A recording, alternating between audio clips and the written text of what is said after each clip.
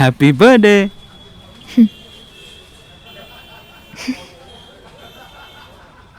Thanks. Welcome.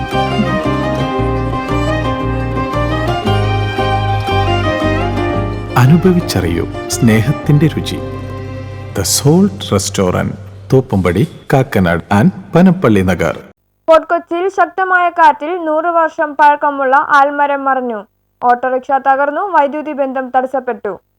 Fort Kochi Amaravati Gopalakrishna ക്ഷേത്ര പരിസരത്ത് 100 വർഷത്തിലേറെ പഴക്കമുള്ള ആൽമരം വ്യാഴാഴ്ച പുലർച്ചെ ഉണ്ടായ ശക്തമായ കാറ്റിൽ മറിഞ്ഞു വീണു. മരത്തിനു താഴെ പാർക്ക് ചെയ്തിരുന്ന ഓട്ടോറിക്ഷ പൂർണ്ണമായി തകർന്നു. വീഴ്ചയിൽ സമീപത്തുണ്ടായ ഇലക്ട്രിക് പോസ്റ്റ് വീണതിനെ തുടർന്ന് ഒരു കാറും ഭാഗികമായി തകർന്നു. പുലർച്ചെ ആയതിനാൽ ആളപായമില്ല.